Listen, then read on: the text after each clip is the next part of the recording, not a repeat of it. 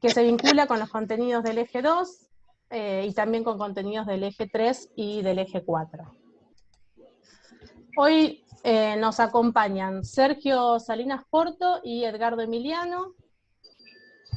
Sergio Hola, Salinas buenas tardes. Porto, ¿qué tal? Yo voy a hacer una presentación y vos seguramente te puedas contarnos un poco más en esta presentación. Es presidente de Internauta Argentina y de LACRALO, Latin American and Caribbean Island Regional at a Large Organization.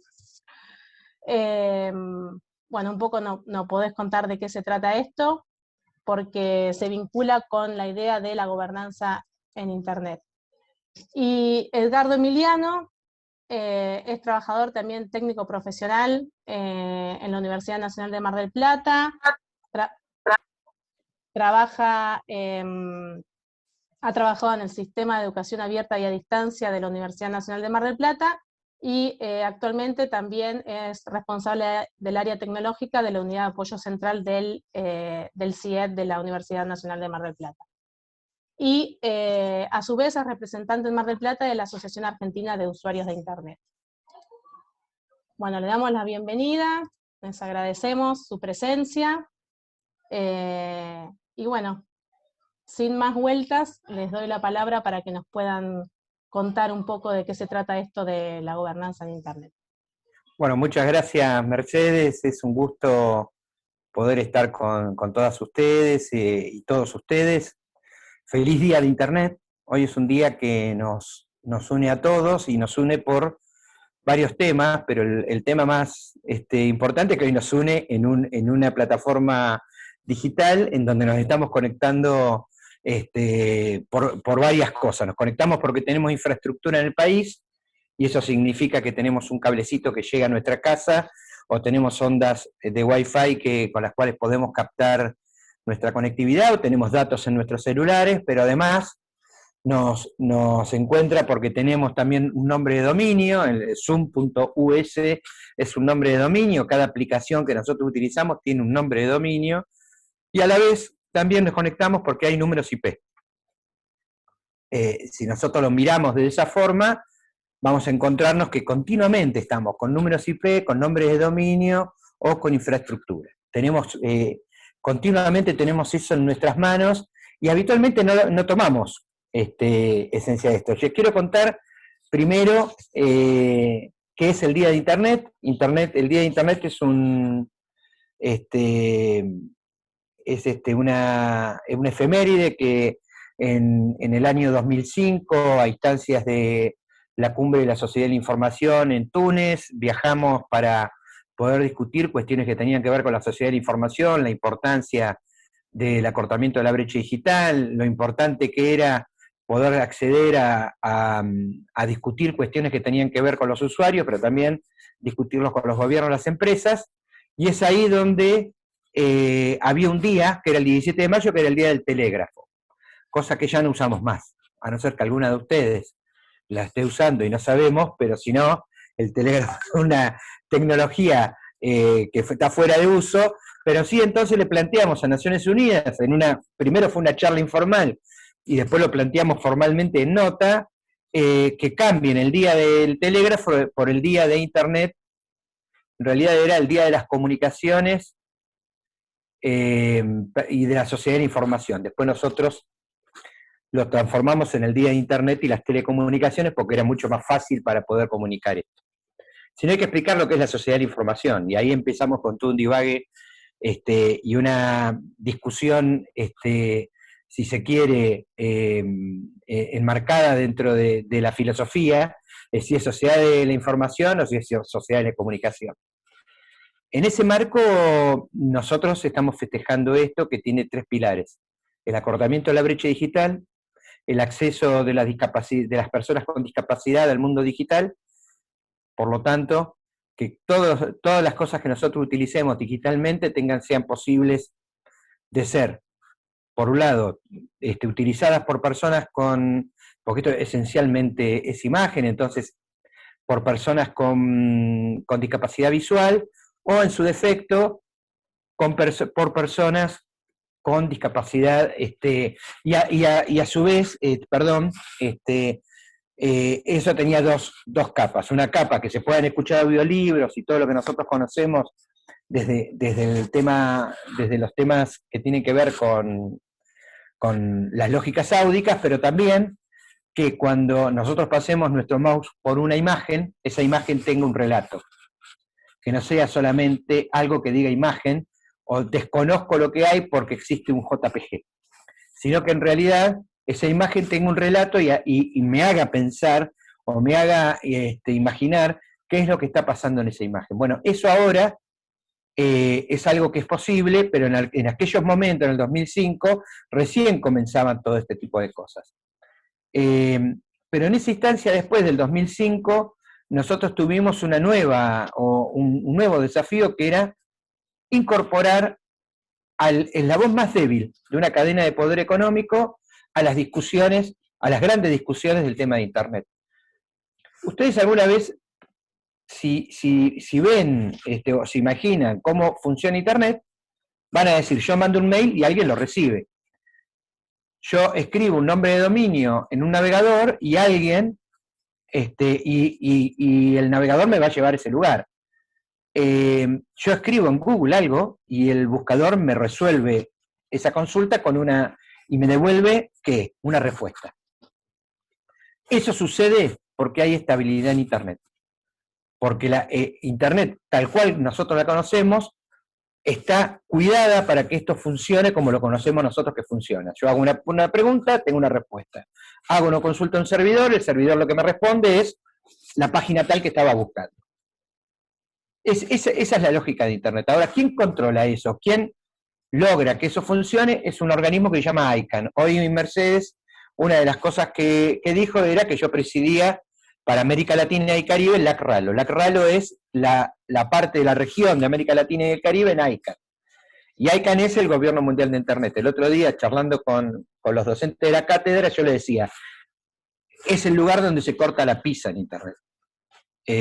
Podemos tener un montón de capas donde nosotros podemos ir a discutir si Internet sí, no, derechos humanos, cuestiones que tienen que ver con accesibilidad, pero donde se corta la pizza, donde realmente nosotros definimos que todos nosotros que estamos acá y nosotras que estamos acá, tengamos la misma conectividad, tengamos la posibilidad de mandar un mail y que llegue al otro, es en ICANN. En ICANN hacemos que Internet sea estable. Logramos que, por reglamentos, por cuestiones que tienen que ver con lo legal, pero que tienen que ver con lo técnico también, que esa estabilidad de Internet haga que yo pueda comunicarme con otra persona, mandarle un mail y el otro lo reciba al instante. Esa es parte de la gobernanza de Internet. Nosotros tenemos varias capas de gobernanza de Internet, pero la gobernanza que nosotros tenemos que nosotros podemos conocer son varias. Una es el Foro de Gobernanza de Internet, basado o parado sobre Naciones Unidas, que implica la discusión de un montón de temas que en ICANN no se discuten. Digo, recién ahora se empieza a discutir en ICANN temas de derechos humanos, recién ahora se empieza a discutir en ICANN temas que tienen que ver con geopolítica. Antes nos corrían, y esto lo digo antes, 2005, nos corrían que era un lugar de la comunidad técnica. Y como era un lugar de la comunidad técnica, nosotros no podíamos entrar a discutir. Bueno, tanto empujamos que en el 2006 armamos la primera región del mundo, que fue Latinoamérica y Caribe.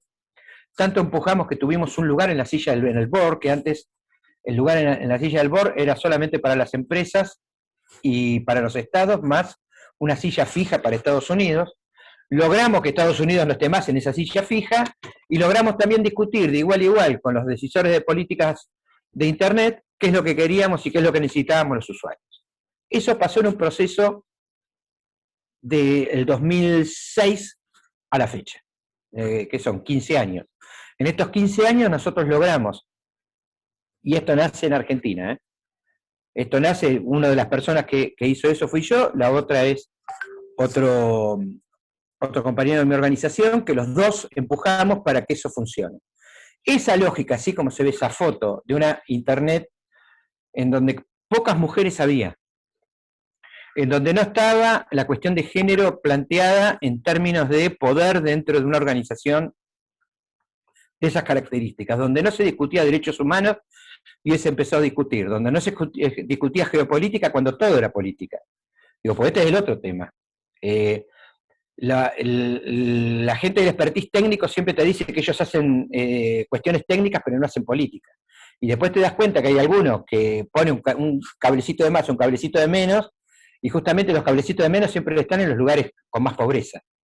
Digo, con más, o con más de proporción de poder. Bueno, en esos lugares donde surge lo técnico, pero en realidad no es lo técnico, en realidad lo importante era lo político, ahora se empezaron a discutir todas estas cosas, pero paralelamente se fueron dando otros lugares donde nosotros podíamos discutir. ¿Voy muy rápido con lo que les cuento? ¿Les estoy complicando la vida? Espero que no. Paralelamente, cuando pasaba esto, del otro lado aparecía el Foro de Gobernanza de Internet, una cosa que pasó muchos años después que nosotros arrancamos con esto de ICANN. ¿Y qué es lo que discutíamos en el Foro de Gobernanza de Internet? Y todavía lo discutimos, cuestiones de derechos humanos, libertad de expresión, cuestiones que tenían que ver con darle voz a los sin voz, y esto es desde la posibilidad de tener un cable o una antena para que una comunidad pequeña se pueda juntar a tener internet, pero a la vez de poder comunicar lo que hacen, o generar posibilidades para que una radio pueda hacer la voz de los sin voz.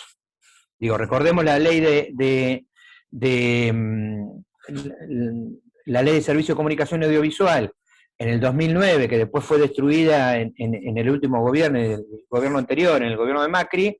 Lo que nosotros teníamos ahí, de alguna forma, con esa ley, era la posibilidad de que se podía diversificar las voces a partir de que le daban voces a los pueblos originarios, le daban voz a las cooperativas, le daban voz a los sindicatos, o sea, cuando uno va viendo los segmentos de la multiplicidad de voces, se da cuenta que había varios segmentos que estaban, en la iglesia tenía también su posibilidad, los estados municipales podían tener una radio y un canal municipal, bueno, todo eso después se quedó en desuso porque se rompió la ley.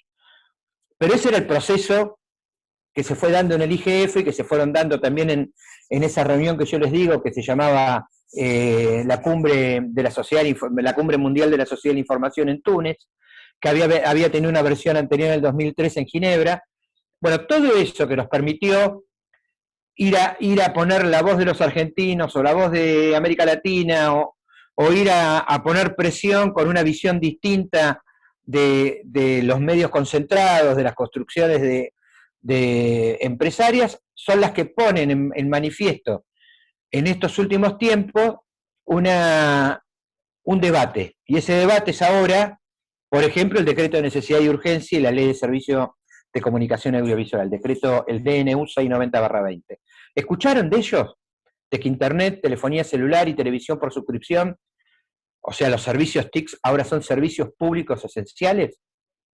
Bien, hubo un fallo hace unos días, ese fallo rompe esa lógica, y eso que era una estructura en competencia, o sea que había varias empresas que competían, aunque eran dos, Telecom y Telefónica, ¿recuerdan? Ustedes veo muchas caras jóvenes, pero los más viejos se van a acordar, había una empresa que se llamaba Entel, Empresa Nacional de Telecomunicaciones, en los 90. En los 90 la privatizan y arman dos empresas, dos oligopolios, uno para el norte, otro para el sur. Esas dos empresas pasaron de mano en mano, pero ahora termina siendo toda del Grupo Clarín. Es la que presenta un fallo, es la que presenta en una Cámara Administrativa Federal, presenta en una sala un escrito, y ese escrito, la devolución es, por 6 meses, Clarín no tiene que cumplir la ley, pero solamente Clarín. Entonces las otras empresas que estaban en competencia ahora no están en competencia. Es Clarín la dominadora del coso, o sea, Telecom. Telecom, Personal, Fibertel, Cablevisión, todo ese holding o grupo. El hecho es que nosotros, por ejemplo, ahora en un ratito, en media hora, vamos a tener una actividad que se llama Acceso Esencial, que es la actividad principal del Día de Internet, y vamos a discutir eso. Vamos a discutir, por un lado, la prestación básica universal. Digo, todo eso que ustedes ven, decreto de necesidad de urgencia 690/20, prestación básica universal, todo eso sale de la sociedad civil. Todo eso fue en mayo del año pasado, nos juntamos 100 organizaciones, empezamos a discutir qué nos pasaba, porque colapsaba Internet andaba para el demonio, ustedes recordarán que se caían de los Zoom, no se podían conectar, el teléfono no funcionaba. Todo eso era, por un lado, por falla de inversión, y por el otro lado, era una presión de las empresas para cobrar más.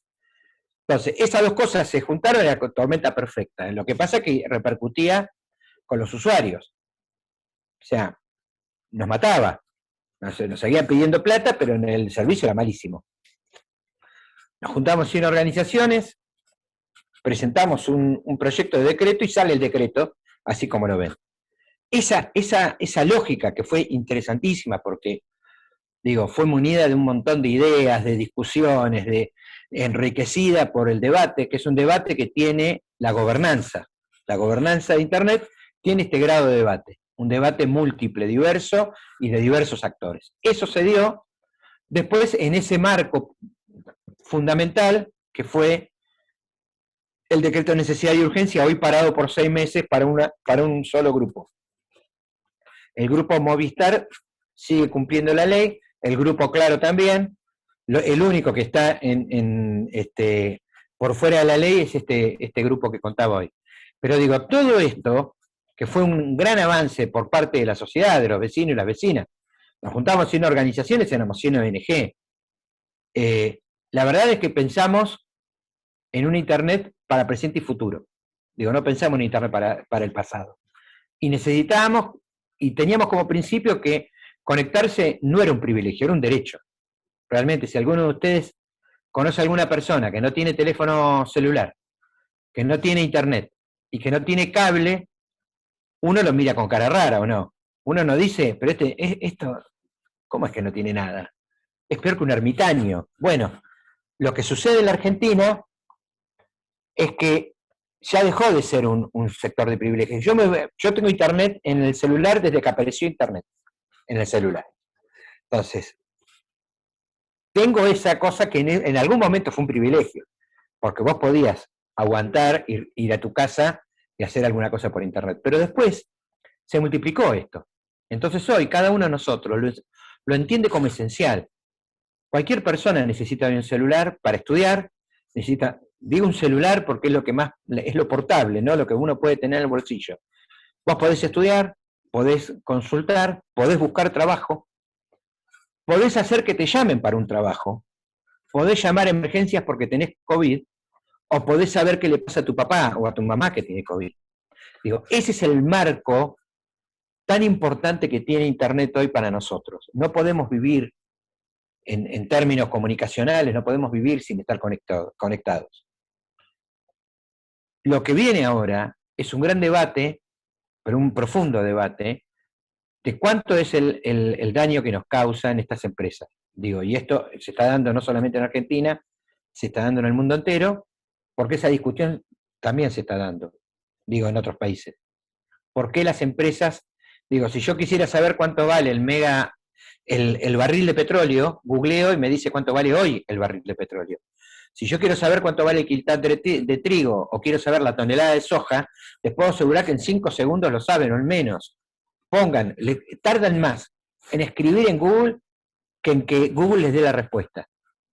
Ahora pongan cuánto vale el mega. Les van a salir las ofertas de mega de Telecom y Telefónica y de Claro, pero nunca les va a salir el precio mayorista, como si consiguen el de quintal de trigo o el de la tonelada de soja, pero no les va a salir el precio mayorista. ¿Y saben por qué les digo esto? Porque en Salta, en Jujuy, hasta hace muy poquito tiempo, el precio mayorista, recuerden que en el norte de Jujuy, el norte le tocaba Telecom, el precio mayorista se lo cobraba, el mayorista es, yo soy el mayorista, le tengo que pagar a la cooperativa telefónica, le tengo que cobrar para que la cooperativa telefónica después me dé a mí el servicio en mi casa. Entonces el mayorista, Telecom, le vendía a la pobre cooperativa $100 el mega. Cuando llega ARSAT y se planta en el mercado, ARSAT, empresa del Estado, a 8, al otro día, de 100 a $8. Eso significa que la empresa sobrefacturaba, esta gran empresa, sobrefacturaba. Doy este ejemplo, pero hagamos al revés, vayamos para abajo y pensemos en Telefónica. Es lo mismo. La empresa sobrefacturaba. esquilmaba no solamente al pobre empresario o al pobre cooperativista, sino también esquilmaba al usuario final, que es el que iba y después le tenía que pagar a la cooperativa y además decía, me dan un mal servicio. Me entregan pocos megas y además le tengo que pegar esto, mirá, y mirá qué suerte tienen aquellos que le compran a Cablevisión o a Fivertel y Fivertel le da hasta 300 megas. Y la pobre cooperativa, que tiene que hacer un esfuerzo impresionante para comprar megas y ser competitivo, nunca llega a comprar 300 megas. A no ser que tenga una cooperativa con mucha espalda, es muy difícil que compre 300 megas para ofrecerte a vos. Si te ofrece 300 megas, seguro que te la da, pero también te va a cobrar el mismo costo que tienen ellos. O sea, te va a trasladar el costo, porque de alguna forma no son Papá Noel. Son una empresa cooperativa, una empresa que tiene que generar, además, tiene que pagar los sueldos, tiene que garantizarle la parte a los cooperativistas, digo, todo un tema. Entonces, para ir cerrando, y le quiero dejar un rato a Edgardo, porque si no colonizo la palabra, les cuento, para ir cerrando, la gobernanza, tenemos ahora un desafío como sociedad civil, tenemos un desafío como ciudadanos y ciudadanas. Hay mucho por delante para poder discutir en términos educativos, en términos de organización popular, en términos de libertad de expresión, en términos de acceso, de conectividad. Todas esas cosas, esos grandes desafíos que tenemos, no los podemos hacer 3 o 4 organizaciones de Argentina, o de Brasil, o de Ecuador, o de Colombia, o de México. Lo tenemos que hacer todos los ciudadanos y ciudadanas y nos tenemos que comprometer en tareas que tienen que ver con acortamiento de la brecha, nos tenemos que poner en tareas que tienen que ver de acercarla al que menos tiene, al que el hilo se corta lo más delgado, ¿no? Aquel que no tiene, pero además quiere y no puede. Bueno, ¿cómo hacemos para acercarlo? En algún momento hicimos una campaña con todas las personas que no estaban conectadas en regalarle un mail. Íbamos y decíamos, bueno, mi tía, mi abuela, mi abuelo, mi papá, mi mamá no tienen mail, hace muchos años. Entonces les voy a hacer un mail y se los regalaba con una clave para que utilicen eso. Todo el mundo hacía eso y entonces regalábamos mail, íbamos y sacábamos Hotmail, en Yahoo y en Gmail, sacábamos mail y se los regalábamos. Ese acto es un acto de incorporación al sistema digital. Cada uno de nosotros, cuando tenemos alumnos frente en el aula, frente al pizarrón, que nosotros vamos a estar trabajando con ellos, el desafío más grande es que esos chicos, esos pibes, esas pibas, puedan incorporarse en una lógica de aprender desde lo digital. Aprender desde lo digital no es decirle, entra a internet. Porque, a ver, si yo pregunto acá, ¿cuáles son los lugares a donde ustedes habitualmente ingresan a internet? Me van a decir YouTube, Facebook, Twitter, Google, Instagram, pero Instagram, bueno, entran por el celular, pero no importa, Instagram, eso no es internet, eso es la computadora de alguien, es la computadora de una empresa. Ustedes lo que hacen es ingresar a la computadora de alguien donde tienen esas cosas. ¿Se comprende el hecho? Internet es donde esas computadoras flotan, pero en realidad lo que ustedes hacen cada vez que ingresan es ingresar solamente a la computadora de alguien. A la de Mark Zuckerberg cuando van a Facebook, a la del dueño, a la de Vint Cerf cuando van a Google. Nunca, cuando están en WhatsApp, están en la computadora de Mark Zuckerberg. No están en internet. Utilizan los datos para conectarse. Pero cuando están ahí, y nosotros tenemos que hacer lo otro. Poderle llevar de la mano, si se quiere, a nuestros compañeros que no saben de esto, y a los que tenemos frente al aula, a poder incorporarlos en otra lógica, que es la lógica de ingresar al sistema digital, comprenderlo y permanecer. Muchos de los problemas que nosotros tenemos a diario en Internet tiene que ver con que no comprendemos lo que estamos haciendo. Los datos personales, el cuidado de los datos personales. No comprendemos lo que estamos haciendo y le ponemos aceptar, aceptar, aceptar. Te ponen 4 pantallas de aceptar y vos aceptás porque lo que querés es utilizar eso. Nada en Internet es gratis. ¿Ustedes tienen Gmail? ¿Cuántas tienen Gmail? Levanten la mano, por favor. Bien, un montón.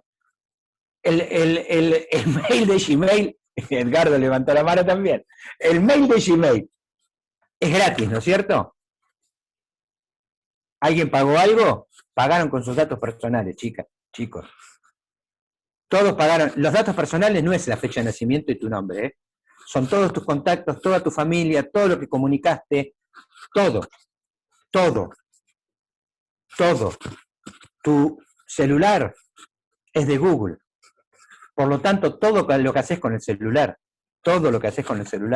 se lo estás dejando a Google.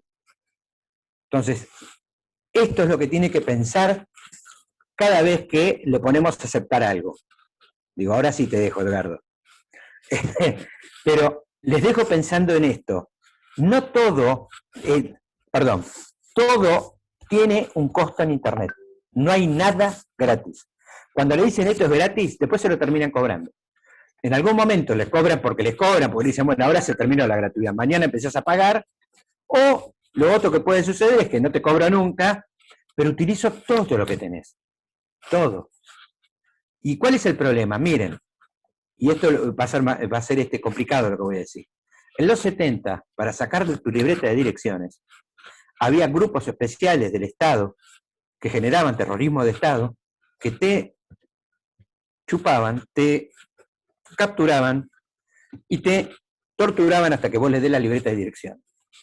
Ahora el sistema ya no necesita eso. El sistema lo único que necesita es el acceso al celular. O es el acceso a tu cuenta de Google. ¿Entienden cómo son los paralelos? Digo, ese es el paralelo de lo que está pasando ahora. Por eso es tan importante que nosotros cuidemos la privacidad de los datos personales. Y ahora sí, hasta dentro de un rato, los voy a dejar con Edgar. Gracias. Gracias, Sergio. Gracias, Sergio. No creo que vaya a tener ni mucho menos la locuacidad que tenés vos, pero bueno, vamos a intentar algo. En relación a lo que decía Sergio, de la soberanía de los datos, mi perspectiva apunta a lo que tiene que ver con el uso de la tecnología, ¿no es cierto? El caso de Gmail es emblemático, porque hace ya varias décadas la hegemonía la tenía planteada Hotmail o Microsoft en todo. Hoy en día sigue teniendo hegemonía dentro de lo que son los sistemas operativos de las computadoras personales, pero dejó de serlo en lo que tiene que ver con todo lo otro, en lo que es no solamente el manejo de correo electrónico, sino todo el ecosistema Google que nosotros utilizamos a diario. Es bastante complejo salirse de ese esquema, porque, digamos, el esquema de negocios que utilizaron ellos ha sido y sigue siendo muy eficiente. Por algo son una de las principales empresas multinacionales y millonarias del mundo, ¿no? El planteo que iba a hacer es cómo podemos hacer nosotros para poder llegar a tener soberanía sobre lo que nosotros utilizamos. Soberanía significa poder adueñarnos de los aparatos y que esos aparatos respondan a nuestras necesidades y no a las necesidades extranjeras o a las necesidades de otras empresas. En ese sentido, puedo plantear que la computadora es posible utilizarla con otro sistema operativo. Los sistemas operativos libres, que le llamamos, los cuales nosotros podemos instalarlos en nuestro equipo, utilizarlos, modificarlos, compartirlos, todo sin un costo monetario. Esto es súper importante porque hace que se promueva la cooperación entre los distintos usuarios, entre aquellos que tienen la capacidad técnica de poder modificar esos sistemas operativos y ofrecerlo a otros usuarios que quizás no conozcan o no sepan cómo modificarlo. Bueno, estas personas lo hacen por ello. También está el software que utilizamos dentro del sistema operativo, que tiene que ver con lo que planteaba Sergio, por ejemplo. Bueno, él siempre nombró a Google como el gran buscador. Bueno, quizás sea una novedad, o no, no sé, pero hay otros buscadores, no solamente Google. Eso hace también a que nosotros, de alguna manera, podamos romper con la lógica hegemónica de Google, porque ustedes saben que buscando en el buscador, después le aparecen publicidades o casualidad que tienen que ver con eso que ustedes estaban buscando. En cambio, si usamos otros buscadores, le voy a nombrar uno de ejemplo, se llama DuckDuckGo, estos buscadores no utilizan una lógica comercial, sino simplemente le van a arrojar resultados lo más cercanos posibles a lo que ustedes están buscando. De esta manera, no solamente vamos a obtener la información que necesitamos, sino que no vamos a tener un montón de cuestiones anexas que hacen que nos distraigan de lo principal.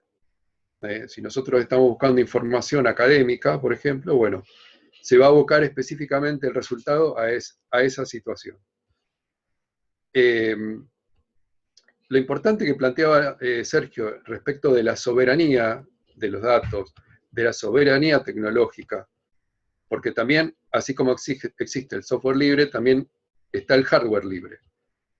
Y hay todo un movimiento mundial que trabaja en pos de esto, para que cada vez más los ciudadanos de todos los países puedan incorporar estas tecnologías, adueñarse, apropiarse, y además vayan en el sentido de la cultura y la idiosincrasia de cada lugar, de cada país, de cada región. Esto es muy importante porque siempre se planteó, en el caso de las nuevas tecnologías, obviamente los pioneros fueron los principales, los países centrales, como fueron Estados Unidos, algunos países europeos, que impusieron esto y obviamente impusieron su lógica, su cultura. Por algo el software está planteado en idioma inglés y no en español, digamos, ¿no? Eso, digamos, es lo más básico que podemos plantear. Entonces, desde ese punto de vista, podemos tener una mirada mucho más centrada en lo nuestro, en lo que tiene que ver con la forma de ser argentina, la forma de ser latinoamericana, y empezar a ver cómo podemos acomodar las nuevas tecnologías a nuestra mirada. De esta forma ponemos un cerco un poco a esto que, bueno, algunas veces hemos intercambiado algunas ideas con Emilia, viéndolo desde la educación a distancia. La educación empieza a ser transfronteriza, ¿no es cierto? O sea, se desdibujan las fronteras y entonces hay una invasión de aquellos países centrales, como siempre la hubo, bueno, pero ahora en este rubro, digamos, de lo educativo. ¿Cómo hacemos para parar eso? Para poder decir, no, nosotros estamos acá y lo que tiene que ver con nuestra forma de ver las cosas es esto, y no lo que ustedes nos quieren imponer. Esto no significa ser fundamentalista, sino tener una mirada diferente, ¿no? Con lo que planteaba que tiene que ver con la soberanía en este sentido. Así que un poco mi planteo iba en ese sentido de que sepan de que hay otras posibilidades, hay otras miradas en lo que tiene que ver con el uso de la tecnología. Y por supuesto que, como planteaba Sergio al principio, para poder llegar a esto, no solamente hay que ser un actor activo difundiendo esto, en el caso de los docentes, a sus estudiantes o alumnos, sino que tiene que haber una visión de comunidad, ¿no? Y de necesidad de modificar esto que, a partir de que uno sabe que hay alguien que está intentando imponerle algo que no pertenece a uno, bueno, cambiar esa mirada y empezar a ser un actor para empezar a modificarlo. Así que bueno, más o menos es eso. Si bueno, surgen preguntas, obviamente bueno, las iremos respondiendo con Sergio. Chan. ¿Habrá preguntas? Gracias, Edgardo. Mira, Sergio, acá en el chat hay dos preguntas, no sé si Mariela las querés leer. Dale. Bueno, las dejé por el chat, Sergio. Dale. Dejaba un par de preguntas. ¿Qué lugar tienen en estas discusiones de las que hablas, en las que están todas estas ONGs, el tráfico de datos que ocurre en Internet, ¿no? ¿Qué pasa con lo que está dentro de Internet en sí? ¿Y cómo participa el Estado en el conocimiento o regulación de la extracción de esa información sobre nuestro territorio argentino? Qué buena pregunta. No sé quién la hizo, pero muy buena. Miren, el tema de tráfico de datos, el Estado no está interviniendo. Digo, nosotros desde la sociedad civil no soportamos o no acompañamos procesos que tengan que ver con regulación en los contenidos ni en los datos que se van procesando de un lado al otro. Digo, eso nosotros creemos que tiene que haber plena libertad para poder escribir y decir lo que quieran. Miren, yo tengo una posición totalmente antagónica a lo de Trump. Ahora, lo que hizo Twitter de sesgar la posibilidad de que el tipo se exprese en sus redes sociales estaba mal. Digo, lo que nosotros tenemos que siempre defender es la libertad de expresión, que es parte de nuestros derechos individuales más arraigados, el de poder hablar, de poder expresarse, así digamos una idiotez. Digo, así seamos Trump, nos tiene que garantizar de que nosotros podemos hablar. Y ninguna empresa puede tener más poder que lo que tiene un ciudadano de a pie. Digo, eso no está bueno. La regulación de datos, lo que a mí me parece que sí tiene que tener el Estado es qué se hace con los datos personales. Ahora está teniendo una cosa muy interesante. Miren, les voy a contar dos cosas que parecen antagónicas. Uno fue en el momento que los datos de todos nosotros pasaron de ser parte del ANSES, se los mandaron a la Secretaría de Comunicación de Presidencia en la época de Macri. Eso está mal, no sé cómo explicarlo, pero está mal, es horrible eso. Digo, porque no era nada más que mi dato puro. Digo, porque después cuando hicieron el cruzamiento con Cambridge Analytica, sacaban todas mis conexiones, cómo yo me comportaba en las redes sociales a partir de mis datos personales, digo, entonces es una cosa horrible. Ahora, por el otro lado, el gobierno nacional hace horas envió un comunicado por el tema WhatsApp, no aceptando que WhatsApp entregue datos y que haga cambios en el contrato y no permite ahora que WhatsApp transfiera datos a Facebook. Eso está bien. Esa regulación que es para cuidar mis datos está bien. Lo que no está bien es que alguien del Estado, porque mañana se va este gobierno, viene otro y va a pasar lo mismo. Digo, otro va a agarrar esos datos, me los pone en otro lugar y después me vende. Después aparece lo que decía Edgardo. Escribo, hola, ¿cómo estás? Tanto tiempo que no voy a Mar del Plata, y ¿qué aparece? Viaje a Mar del Plata con Tony Tour.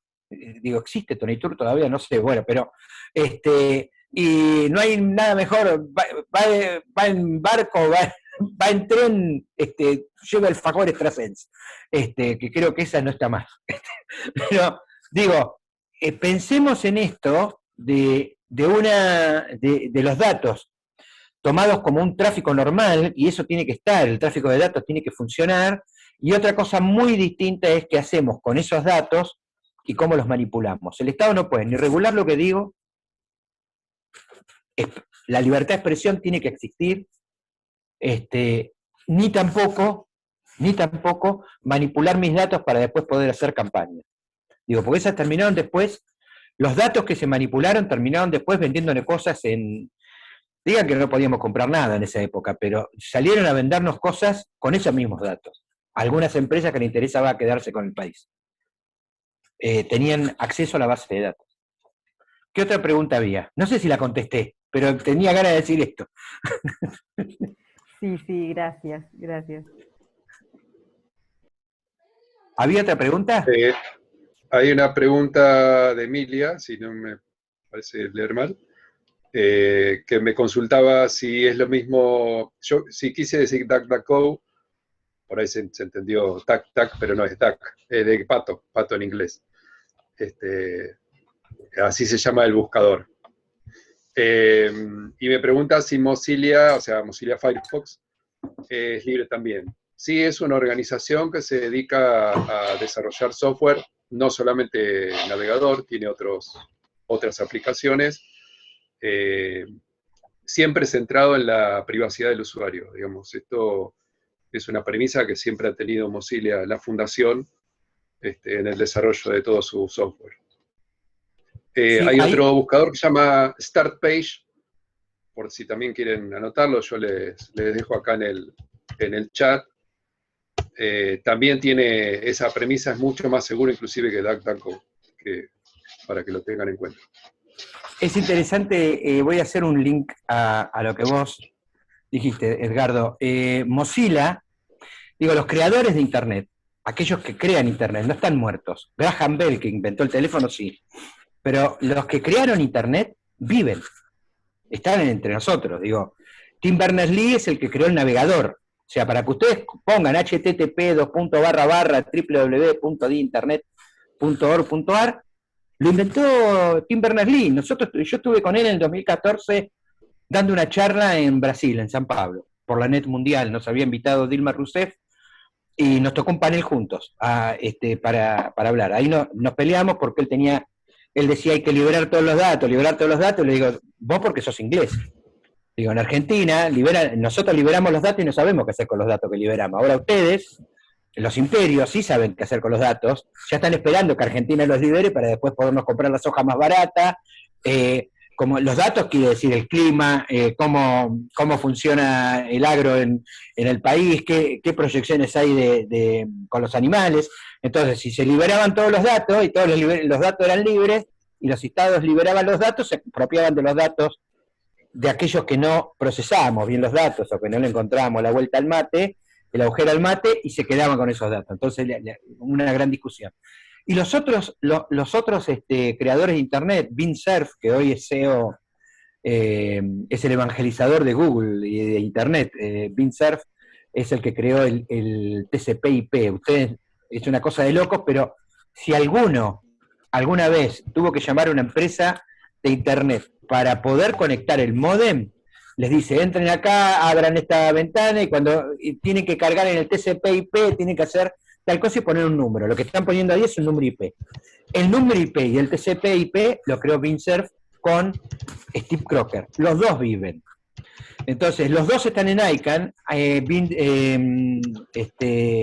Tim Berners-Lee no, pero los otros dos están en ICANN, funcionan, yo los veo cada 3 meses ahora porque hay pandemia, pero si no, cada 3 meses nos toca estar en algún país y están viejos, digo, no sé qué edad tienen, pero están grandes, en serio, pero viven, hablan, se mueven, toman té, son gente como nosotros, digo, a lo mejor estás comiendo una hamburguesa y al lado tuyo está el tipo, pero, bueno, esa era por eso linkeaba. Bien. Hay una pregunta más que veo acá y me disparaste otra también. Buscadores DuckDuckGo y StartPage. ¿Ambos se pueden utilizar en Android? No, esa la escribí yo, perdón. Vos, no puse. Perdón. Hicieron la pregunta. No, no hay problema. Perdón. No hay Mozilla, y voy a hacer otro link. Mozilla Sergio, sí. tiene un sistema operativo como si fuera Android o iOS, que es el de Mozilla. Está en experimento todavía, pero el que se lo quiera bajar podría tener un celular, en vez de tener Android, que tenga Mozilla. Ahora sí. Sergio, una última duda que me quedó ahí. Y cuando hablaste de esto de que procesamos medio deficitariamente los datos, que estamos hablando del Big Data, ¿no? De cómo lo hacemos. ¿Cómo está eso en estas discusiones o cómo lo observan desde estas ONGs? lo que sucede en nuestro país.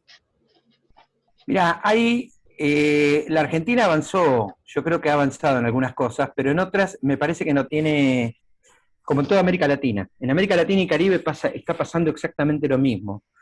Quizás somos muy naif a la hora de hablar de tecnología de la información, los decisores de políticas públicas hablo, ¿no? Y tienen esa cosa que a lo mejor no está todavía bien cerrada en ellos. Recién ahora empiezan a comprender la importancia del sistema TIC en términos globales y que hay que darle bola. Pero cuando uno habla con los decisores de políticas públicas, a lo mejor te lo reducen a que Internet es Facebook o es Twitter. Y entonces es muy difícil. Ahora, cuando hablas con alguien que puede comprender un poco más, digo, yo he encontrado varios decisores de políticas públicas que le trato de explicar lo que es ICANN, como lo expliqué acá, y a los 2 segundos vos ves que empiezan a mirar para otro lado porque se perdieron. Entonces, es difícil ese proceso, pero es un proceso que hay que darlo. A mí me parece que Argentina ha avanzado muchísimo. El presidente ha agarrado 3 o 4 cosas que las entendió completamente. Por ejemplo, ese cable que entra por el Atlántico, que nosotros lo estamos llevando por el norte y ahora va a salir por el Pacífico. Él comprendió la oportunidad, comprendió que era conectarse con Asia, y yo creo que comprendió también que en el momento que eso se cierre, la geopolítica mundial va a cambiar. Y esto es así. En el momento que terminen de poner ese cable submarino, de incorporar, de cerrar el círculo, la geopolítica de la estructura de Internet, sobre todo la gobernanza de Internet, va a cambiar. Me da la impresión que ICANN no va a tener el dominio absoluto de la gobernanza de Internet y que podría llegar a aparecer una segunda instancia de gobernanza de Internet que marque norte-sur. O sea, el norte con ICANN, el sur con otra lógica. Digo, ese es un tema. El otro tema es la infraestructura, digo, casi 40.000 kilómetros de fibra óptica lo están poniendo, eso es infraestructura bruta, digo, es el cablecito, el tipo haciendo un pozo, llevando los caños, metiendo fibra, cada uno de esos pelos para un hogar. Pensemos en eso y en cuántos ciudadanos y ciudadanas van a estar conectados. Eso lo comprendió. No sé si se comprende el tema del tratamiento de datos, no sé hasta qué punto se comprende. Se comprende la generalidad de la ley, los datos personales, el cuidado de los datos personales.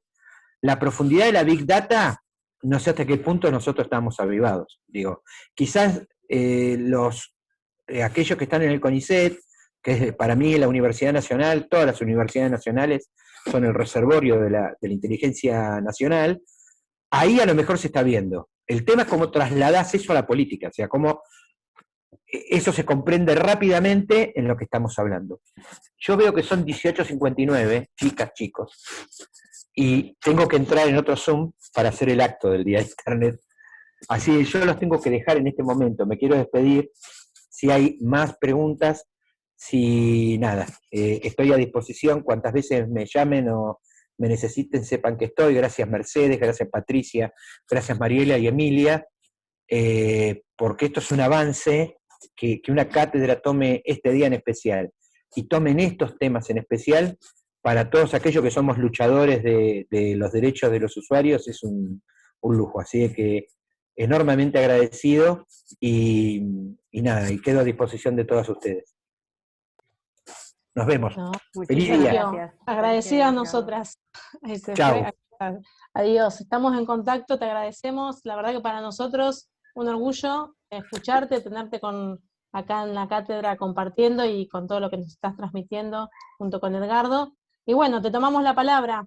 Cualquier pregunta que quede dando vueltas probablemente te la hagamos llegar para continuar este diálogo que creo que se está poniendo interesante. Buenísimo. Chao, hasta luego. Gracias. Chao. Ahí me preguntaba Marianela Monti en relación a, no sé si tenemos unos minutitos más o... ¿Sí? Tenemos hasta que... Bien. En relación al navegador de iOS, que es el sistema operativo que usan todos los dispositivos Apple, ella me pregunta si el navegador es tan inseguro como Google. Bueno, iOS, si no recuerdo mal, porque no utilizo iOS, es Safari, el navegador. En realidad el navegador de Google es Chrome. O sea, quizás lo que te referías es al buscador que utiliza Safari. Las dos empresas son comerciales, no persiguen la privacidad del usuario. Así que desde esa lógica, digamos, la respuesta es no.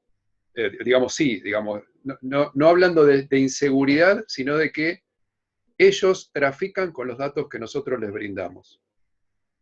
E inclusive Apple es mucho más encriptado en lo que tiene que ver con su sistema operativo que Microsoft en algunas cuestiones, porque no sabemos qué hacen, digamos, en definitiva. Cuando vos te entregan una caja cerrada, con 3 cerraduras, no tenés la llave, no podés entrar, no sabés qué tiene adentro, y te dice, ponga acá su dinero que en poco tiempo se lo vamos a devolver con intereses. Y nada, es un acto de fe, porque la verdad que vos no sabés si va a suceder eso. Bueno, digamos, como una idea figurativa, eso es lo que sucede cuando uno entrega los datos a estas empresas, de cualquier tipo. Así que, bueno, esa es un poco me parece, no sé si respondo a la pregunta que me hacía Marianela.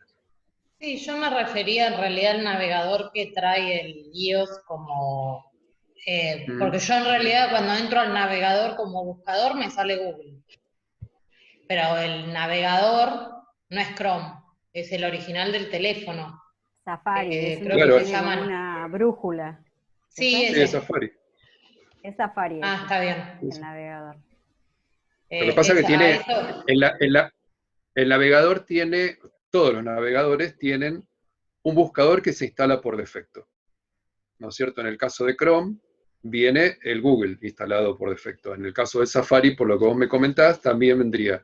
Pero uno lo puede modificar. Sí, o será que yo descargué todo lo que era, digamos, el pack de Gmail por el Classroom y todo lo que se necesita este año para trabajar con Drive y todo lo que implica tener que trabajar online.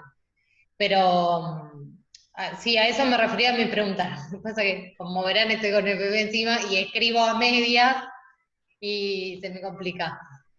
No quería tampoco interrumpir hablando. No, no hay problema.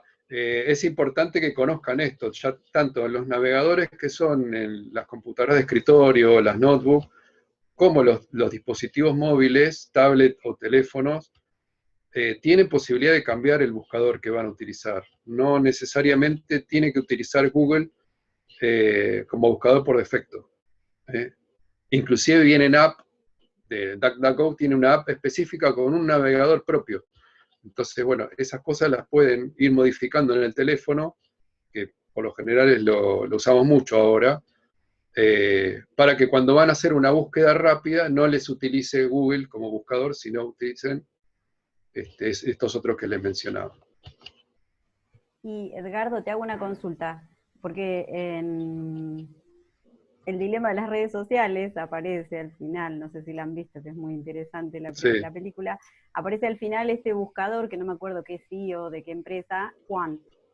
No sé si lo has utilizado, QWANT, y lo sugiere como un buscador en donde no dejan el registro, digamos, esta línea de búsquedas que uno, bueno, que te deja Chrome, no sé si, por eso ahora recién puse en internet DuckDuckGo versus Quant, para ver qué diferencias había, pero por ahí lo habías utilizado y no podías. No he tenido oportunidad. La vi la película, pero no he indagado respecto de ese buscador. Tomé nota en ese momento. Cómo funciona. Bien. Hay un lugar muy interesante donde se puede obtener información respecto de la privacidad de los usuarios, respecto del uso de la tecnología, que es la Fundación Software Libre. Se llama Free Software Foundation, que la creó Richard Stallman hace muchos años, y es el creador del GNU, digamos, o sea, todo lo que es el anexo al sistema operativo libre, digamos, ¿no? que es Linux. Ahí pueden encontrar información respecto de muchas cuestiones. Ellos trabajan también con hardware libre, sistemas operativos para dispositivos móviles libres, y se puede ahí constatar muchas cosas que uno por ahí desconoce, inclusive cuestiones actuales, ¿no? Es decir, bueno, Apple implementó una política X, y ellos dicen, esta política va en contra de la privacidad de los datos de los usuarios, de su seguridad, por tal, y hacen todo un análisis muy específico de cada cosa, y con lo cual uno se puede informar bastante bien, digamos, de lo que uno está utilizando sin saber, y a dónde termina, bueno, cada vez que uno escribe determinada cuestión en su teclado, o manda un mensaje de voz a algún lado. Lo que decía Sergio, hoy en Alemania también, respecto de WhatsApp, han impuesto una restricción a WhatsApp bastante fuerte, y parece que se va a extender a la Unión Europea. O sea que viene... Esto es para que vean que hay empresas, como yo planteaba hace un rato con respecto a Google, que tienen una hegemonía mundial nunca vista en la historia de la humanidad. O sea, nunca existieron empresas con tal peso, en el cual el principal insumo es la información, son los datos. Y desde ese lugar pueden controlar un montón de cosas. Bueno, el desafío de los Estados-naciones en este momento, y lo que se viene para el futuro, es cómo hacer para controlar a estos monstruos, ¿no? Porque, en definitiva, los perjudicados somos los usuarios individuales y los estados también. Ahí, en relación con lo que vos acabas de decir, me quedé con un pensamiento a raíz de lo que dijo Sergio. Cuando se termina el cable que cruza el Pacífico, y que él mencionó la cuestión de que iba a darse de otra manera la configuración de las relaciones entre el norte y el sur. Los países asiáticos como China, India, que tienen tanto poder también en el mundo económico y en las cuestiones de desarrollos tecnológicos, ¿qué van a formar parte del norte o del sur? ¿Cómo sería la cuestión, no? Para mí, es un poco pesimista mi mirada, pero me parece que el sur va a quedar más sur. Sí, puede ser, sí. Ojalá sea de otra manera. Pero... Sí, en esto de cuando se lanzaron los satélites, bueno, todavía queda por lanzar el Sarsat 3, ¿no? digamos, para poder tener cerrado el anillo de comunicación satelital para Internet. Yo creo que fue pensado con la lógica latinoamericanista, y poder tener una cobertura de Internet en esta parte del mundo que sea nuestra, digamos. O sea, hoy todavía muchas comunicaciones pasan por Estados Unidos. Si ustedes ven un mapa de cómo es la transmisión de datos desde que ustedes mandan la consulta hasta que se las devuelve, muchas comunicaciones pasan a través de Estados Unidos. O sea, ellos todavía siguen concentrando los datos que nosotros estamos solicitando. No importa el servidor de destino, ¿no? Pero me refiero que pasan, es como un peaje que hay ahí, todo el tiempo. Eso en algún momento se intentó modificar a través de un acuerdo de los países del BRICS, donde estaba Brasil, Rusia, India, China, y nosotros estábamos ahí medios periféricos, donde se iba a establecer un cable submarino que iba a tratar de zafar de ese peaje que digo yo. Pero bueno, es un proyecto que quedó, no sé si suspendido, pero bueno, no se pudo dar. Pero sería la única manera, digamos, de que nosotros, o tener una lógica latinoamericana neta, defendiendo lo cultural nuestro propio, o si no, aliándonos con otros países que no tienen la hegemonía de Estados Unidos en este momento. Pero lo que vos planteabas, Emilia, sí, bueno, si no es la lógica yanqui, va a ser la lógica china. Digamos, sabemos que son dos superpotencias que las dos juntas, por algún lado quedamos subsumidos siempre. Sí, por ejemplo, en educación la mayoría de las grandes plataformas, sean nuestras y producciones nuestras, están alojadas en Estados Unidos. Por ejemplo, Educativa. Educativa tiene todo alojado, y la mayoría, digamos, nuestra producción intelectual está alojada en el norte, ¿no? Y así sucede con la mayoría de las producciones, porque no tenemos todavía, no sé si seguridad, infraestructura me parece que es lo que falta, ¿no, Edgardo? Vos que estás en esto. Falta infraestructura. ¿Qué es bueno, lo que no nos permite alojar todo lo nuestro dentro de nuestro territorio? Bueno, estaban empezando a trabajar en servidores, bueno, el proyecto ARSAT incluye eso también, en servidores nacionales que puedan brindarle alojamiento a distintos organismos del Estado. Les quería plantear esto. Yo pertenezco al grupo de administradores de Moodle de la Universidad Nacional de Mar del Plata. Nosotros tenemos la mayoría de los usuarios, justamente por esto que hablábamos antes, de que se necesitan herramientas como Google Drive, por ejemplo, trabajar en documentos colaborativos.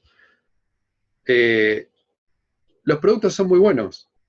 O sea, tenemos que ver qué utilizamos y decir, bueno, vamos a compartir en Google Doc, si está buenísimo, funciona bien, es estable. ¿Qué necesito? Voy a crearme una cuenta de Gmail. Bueno, allá vamos con la cuenta de Gmail. Pero esa cuenta de Gmail la utilizamos dentro de Moodle. ¿Y qué pasa? Yo tengo Moodle instalado en los servidores de la universidad, pero tengo una cuenta de Gmail. O sea, todas las notificaciones, todo lo que suceda de Moodle que le tenga que comunicar al usuario a través del correo electrónico, tiene que salir. Tiene que salir de los servidores de la universidad, irse hasta los servidores de Google y volver. Si nosotros tuviéramos, además de la plataforma virtual, las cuentas MDP, queda tenemos toda la soberanía total de los datos en los servidores de la universidad. No tenemos que ir a ningún lado. ¿Se entiende? Pero ¿qué pasa? Bueno, como dice Mariela, no tenemos una infraestructura tan grande porque podríamos tener servicios similares de documentos colaborativos, de poder alojar archivos, etcétera, pero se necesita una gran capacidad para todo eso, ¿no es cierto? No solamente en infraestructura, sino también en recurso humano. Y no la hay. No la hay, y bueno, no sé si alguna vez lo va a haber. Eso nos juega en contra, sí, nos juega en contra. Igualmente estamos bregando para que los usuarios que están dentro de la plataforma, inclusive sea como un requisito, hay universidades que lo hacen, cuando uno se inscribe en la universidad, automáticamente la universidad le da una cuenta de correo propia de la institución.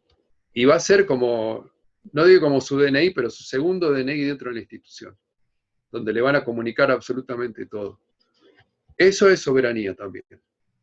A veces no cuesta salirse de eso porque dice, hoy tengo que usar otra cuenta más, porque claro, ya tengo la de Gmail de antes. Bueno, hay que evaluar si poner un poco de relieve lo que tiene que ver la funcionalidad de la universidad y la soberanía de la universidad utilizando este tipo de lógica. Qué bueno, muchas gracias. Perdón, ¿puedo hacer otra pregunta? Uh-huh. En su momento, cuando empezó lo de la pandemia, en un momento dijeron que todo lo que se usaba en el aula virtual de las universidades desde el celular no te consumía plan de datos, ¿no? Y a mí siempre me quedó la duda, ¿qué pasa? Porque hay muchos docentes que te suben los videos, pero que te redirigen a YouTube. Entonces ahí ya no me estaría sirviendo el plan de que la página de la universidad no me consumía el plan de datos. Porque si me redirige a YouTube, entonces me lo están cobrando. Es correcto lo que decís, sí, es así. Está bien. Sí, siempre... Todo lo que sea dentro del ecosistema de la universidad es lo que no consume datos. Todo lo que tenga dominio de MDP. todo lo que esté afuera de ese ecosistema sí te va a consumir datos. Claro. Siempre fue mi duda, porque digo, bueno, capaz que como el contrato era con el aula virtual y al ser redirigido desde el aula virtual, capaz que no te los consumía, pero consultaba porque incluso mismo a mí me pasa que hay épocas del año donde no resido en Mar del Plata y entonces no tengo internet, me manejo solo con el teléfono, y tengo compañeras que le pasa lo mismo, que viven en acantilados y ese, que no tienen internet, usan el plan de datos. Y como que tendría que, justo estábamos hablando de lo que es la plataforma de la universidad, tener alguna también plataforma de video por ahí que dependa más de la universidad, o que por lo menos los docentes utilicen eso, porque cuando te rediriges, como que si no tenés conexión a internet, te mata. Tener que ver una clase de 2 horas por YouTube, no hay plan de datos que aguante, digamos. Sí, totalmente. Y aparte, en esto también, bueno, ustedes están formándose para futuros licenciados en Ciencias de la Educación, ¿no? Estaría muy bueno, digamos, una movida de parte, bueno, individual o colectiva, que empiece a formar conciencia dentro de los docentes que no todos, o sea, se da por hecho que todos tienen conexión a internet, que todos tienen banda ancha, que tienen, no sé, 300 megas. Hay una cosa que está como ya establecida y no es así. Entonces hay que mostrar esa otra realidad, de justamente que hay muchos estudiantes que no pueden acceder a internet,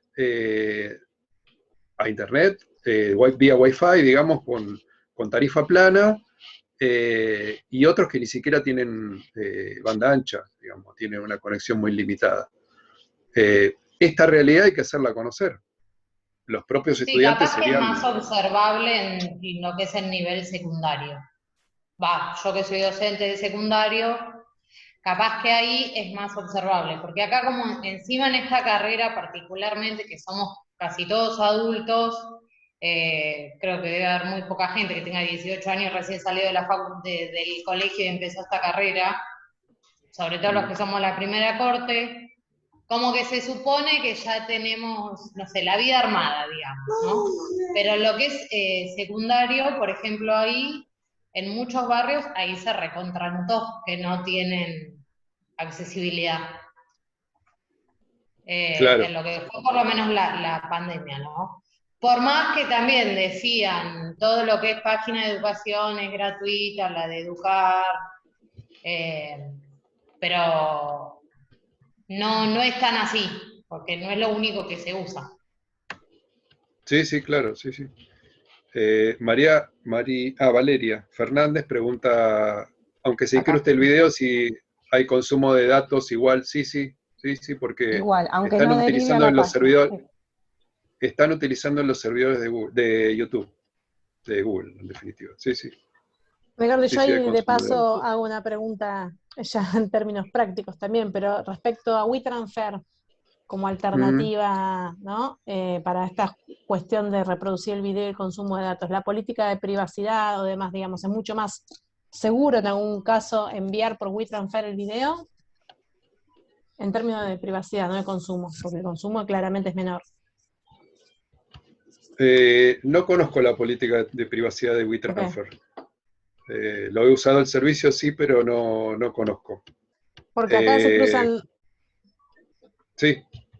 No, digo que cómo se empiezan a cruzar las limitaciones y las posibilidades, ¿no? Porque muchas veces uno, docente, sube, por ejemplo, esta conferencia, este encuentro, lo subimos porque es 1 hora y pico, van a ser de video, es imposible subirlo a la plataforma, digamos, para que corra en la plataforma. No sería viable, no es posible subir un archivo por los megas que pesa, por esto que decíamos de la infraestructura, ¿no? De si todos los docentes suben un video, en cuánto tiempo dura la plataforma activa, ¿no? Entonces, estas alternativas... Ahí te pasé, mira, Firefox tiene un sistema de envío de archivos. Ahí te pasé el enlace. De vuelta, es de la Fundación Mozilla, así que a mí me da bastante confianza y garantía, digamos, respecto de cómo van a utilizar los datos. Te permiten sí enviar hasta... internet, digamos. Sí, obvio, sí, eso siempre, sí. La Universidad de Mar del Plata no tiene sistema de alojamiento de archivos, o sea, lamentablemente no contamos con ese servicio por ahora. ¿Qué posibilidades tienen, tipo PRTU, por ejemplo? Es como, ¿qué posibilidades hay de ser eso, aunque sea en lo que es de utilización pedagógica, estos tipos de videos? Claro. Digamos, no soy el que dispone las políticas de la universidad en este sentido. A veces hemos trasladado con otro compañero, con Facundo, que es mi coequiper, alguna idea o sugerencia al subsecretario de Gestión de la Información, que es el que en definitiva tiene que plantear estas políticas, pero más que eso no tenemos, digamos. Y el subsecretario inclusive está limitado, porque puede plantear un montón de cosas que o pueden estar limitadas de lo presupuestario, o la gestión de turno no le interesa directamente avanzar sobre esa línea, ¿no? Entonces, bueno, está siempre esa disrupción desde lo técnico y desde lo político, como en todos los ámbitos y organismos, que para nosotros sería buenísimo porque beneficiaría a un montón de usuarios, pero desde la parte política, a veces como no es redituable en esos términos, no se toma. Bueno, no digo que sea este el caso, ¿no? Pero digo, la parte de infraestructura y de recursos humanos en el área de cómputos de la universidad ha avanzado a paso de tortuga. A veces se han conseguido algunas cosas, pero lo que hoy sería el escenario ideal, donde queda a la luz, digamos, las deficiencias de lo que tiene que ver con la tecnología, no solamente en la institución, sino en lo que hablaba Sergio también, ¿no? de la conexión a Internet, que sería el escenario ideal para decir, uy, miren los grandes déficits que tenemos, vamos a apuntar a fortalecer esto. No estaría pasando. Edgardo, esto que vos decís, digamos, algún lugar en el cual uno pueda acceder dentro de la universidad a los videos que producen los profesores, ¿sería lo mismo que digamos, estaría integrado a ese repositorio que en algún momento se habló, donde se convocó a los referentes de todas las unidades académicas, la biblioteca, pero que después no prosperó? ¿Sería ese gran lugar donde estarían los artículos, las producciones, los videos? ¿O lo del video requiere otra infraestructura superior, diferente de un repositorio? Sí, requiere. O sea, una cosa es tener datos estáticos, digamos, en los cuales uno baja un archivo o lo lee en línea, y otra cosa es tener streaming de video que requiere otro tipo de infraestructura, de banda ancha, de hardware, digamos, sí, es diferente. Es diferente. Yo quería hacer una consulta, Edgardo, si puedo.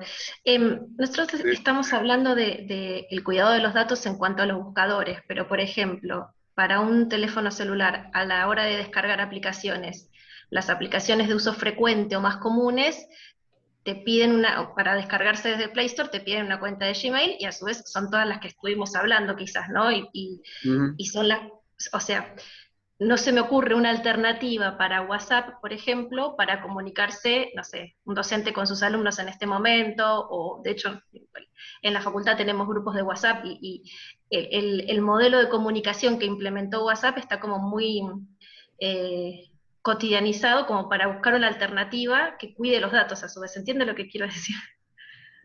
Sí, bueno, hay una aplicación que a mi modo de entender es mucho mejor que WhatsApp, que es Telegram. No, digamos, hay muchos que ponen en duda, digamos, el tema de la privacidad, pero la ponderan como que cuida mucho más los datos que WhatsApp, en el caso de Telegram. Inclusive Telegram ha desarrollado dentro de su servicio muchas mejoras que después las toma WhatsApp, tardíamente. ¿entiendes? O sea que como aplicación existe hace muchos años, yo la uso hace muchos años, pero lamentablemente no se hizo masiva masiva no, tampoco ahora es masiva, ¿no? Pero digo, ha crecido bastante a partir de que WhatsApp quiso implementar sus nuevas políticas de usuario no hace mucho tiempo. No esta última, sino la anterior. ¿Se acuerdan que hubo toda una polémica sobre eso? Bueno, Telegram ahí empezó a crecer bastante, ¿por qué? Porque los que ya lo usábamos empezamos a decir, sí, pero hay otra alternativa, a ver, pueden utilizar otra cosa. Como todo, como les decía antes de Google, WhatsApp logró esa hegemonía. Entonces, salirse de esa lógica, de ese círculo, es bastante complejo para muchos usuarios. Pero como te digo, esta otra posibilidad, inclusive Signal también es otra posibilidad de comunicación, mucho mejor en cuanto a la privacidad de datos que estas dos anteriores. Y para descargar, por ejemplo, Telegram o esta otra que dijiste recién, igual necesito una cuenta de Gmail. No, ¿No? no es necesario, no. Digamos, Telegram tiene, inclusive uno puede utilizar Telegram en la computadora, y no es como WhatsApp que tienes que vincularlo con el teléfono vía QR. No. Podés entrar, te va a mandar un código de verificación, pero podés utilizar una ventana independiente dentro de tu computadora sin necesidad de vincularlo como hace WhatsApp. Gracias. De nada. Ricardo, y bueno,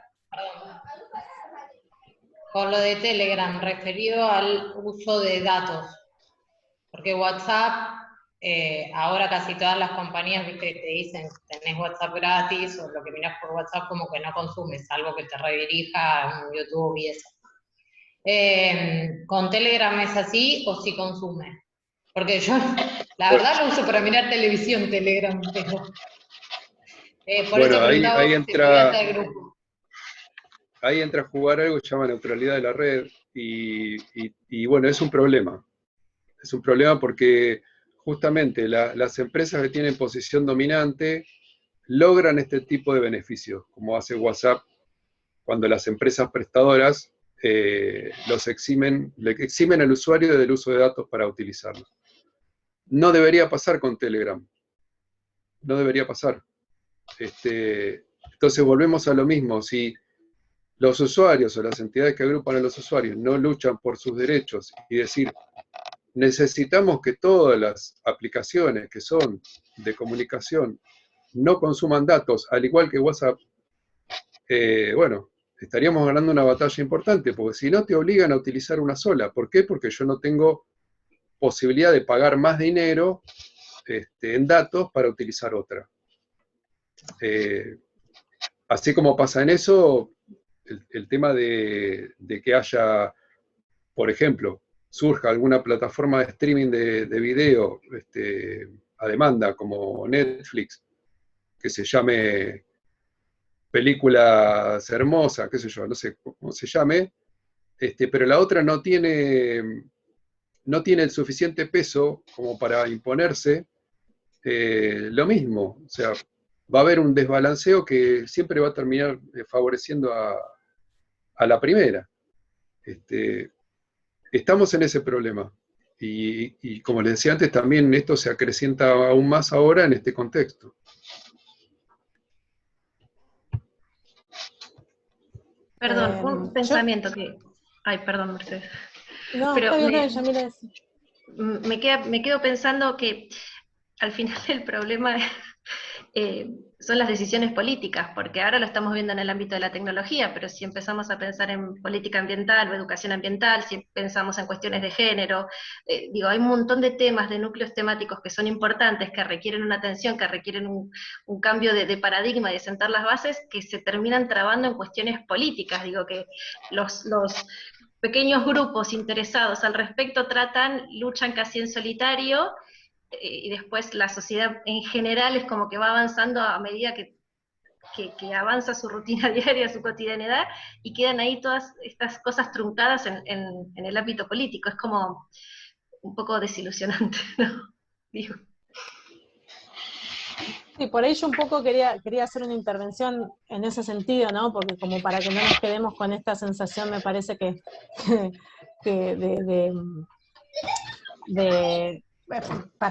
perdón.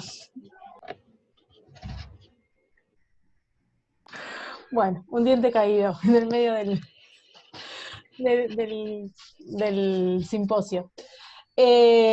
Lo que decía, que por ahí nos viene esta sensación de como decía Yamila, como un poco de, no sé, de desesperanza frente a toda esta realidad que es muy dura, porque de repente uno tomar conciencia de estas cuestiones me parece que nos dejan un sinsabor, que por un lado es el sinsabor que tenemos que atravesar porque tenemos que tomar conciencia, pero también me gusta, y tomo la palabra que dijiste, Edgardo, de la posibilidad, ¿no? Hablar el lenguaje de la posibilidad, y saber que hay alternativas, que bueno, que por supuesto que hay que lucharlas, que hay que plantearlas, que hay que organizarse, pero que no es que la batalla ya, quiero pensar que está perdida, sino que se pueden buscar otras formas, y que de hecho el miércoles vamos a hablar un poco en esta tónica, ¿no? De otras experiencias que por ahí utilizan software libre, que también en las escuelas se puede, que ya como futuros quizás licenciados en ciencias de la educación y participando en organizaciones o en espacios de toma de decisión, podemos poner nuestro granito de arena, y que entonces, bueno, si bien es muy fuerte esta realidad y que no está en nuestras manos dar la vuelta completamente, sí podemos hacer algo para que eso sea diferente. Y me parece que eso es una idea que no la tenemos que soltar, porque si no nos desconectamos todos y no podemos, ¿no? Porque la vida hoy es esta también, y más en contexto de pandemia. Creo que abogando en la línea de lo que dice Mercedes, no es una utopía, es una posibilidad donde la realidad se puede transformar. Y creo que el punto de partida por ahí es la conciencia, como decía Freire, ¿no?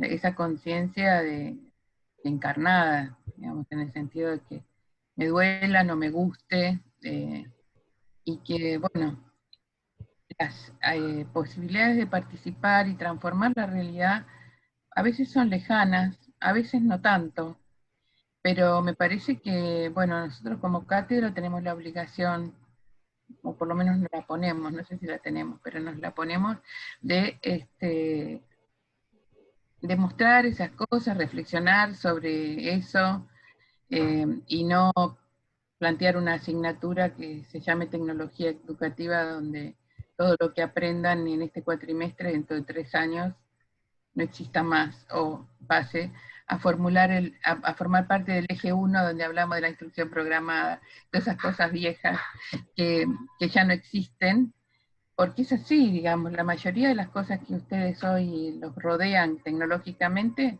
son cosas que cuando se reciban probablemente ya o no existan o sean obsoletas. Pero la actitud, la reflexión, el pensamiento, el ponerse en el lugar del estudiante, como planteaba Edgardo, desde el rol profesional, me parece que empieza a construir sentido.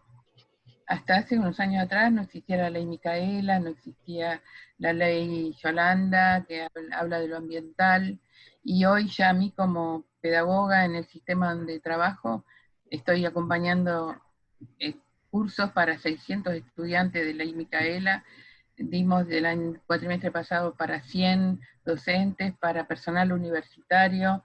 Desde mi rol yo no soy contenidista, ¿no? Yo acompaño, pero ya es una realidad y va a ser obligatorio. Y la ley Yolanda, que trabaja lo ambiental, en algún momento va a ser una realidad. Y, por ejemplo, en educación a distancia, nosotros, la gente que trabajaba en la rueda, trabajó más de 20 años en silencio hasta que logró que se hiciera ley una normativa que formalizó los sistemas de educación a distancia hace 3 años atrás, 2 años, fue en el 2017. Y ahora se están validando los derechos de los estudiantes y los docentes de educación a distancia, que fueron kelpers y que nunca les importó nada a nadie y se les cobraba, no podían votar. Digamos, son construcciones. Me parece que vale la pena mostrar aspectos de la realidad que por ahí son duros, pero creo que así se hace, participando, construyendo, dialogando y reflexionando. No sé si me fui media romántica, hoy debe ser la abuela. Ya no está más que... Para vos.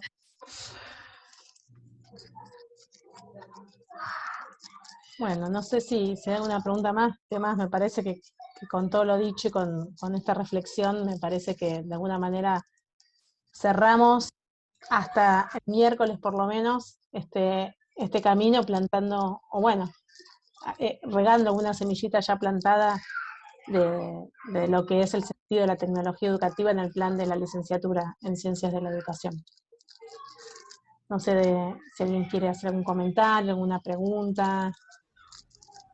Acá Paula Gamero dice que, claro, se necesita más tecnología educativa en distintos ámbitos, no solo escolar, sino también social.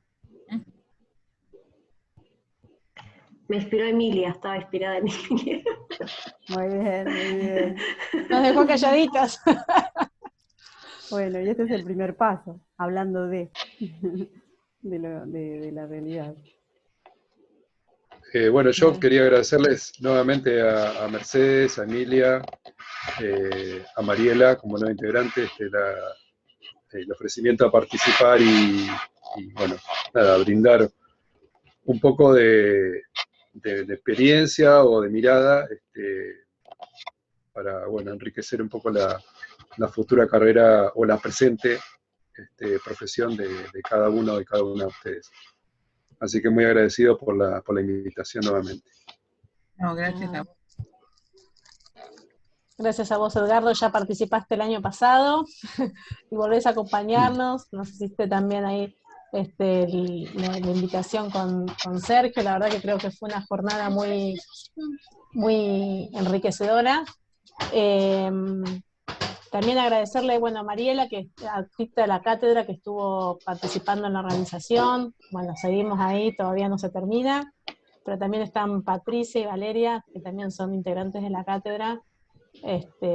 Bueno, Virginia también, que es de la Asociación de Espacios de Ciencia de la Educación, que está presente, que nos acompaña. También estuvo Cristian Vallejo, que fue un compañero que trabaja en el INE, pero que el año pasado participó en el simposio sobre Big Data. Creo que es un tema que convoca. Bueno, ya nos irán contando acá, ahora quedaron las chicas, pero creo que bueno, que nos deja reflexionando, así que agradecerles a todos la presencia también, a pesar de que no es un día de teórico, que sabemos que no es obligatorio, pero bueno, creo que vale la pena el encuentro. Mariela, ¿la de espera? No entiendo. No. Los esperamos el miércoles, los y las esperamos el miércoles. Bueno, Edgardo, gracias. Gracias, Edgardo. Gracias. Gracias, Muchas gracias. Adiós. Muchas gracias.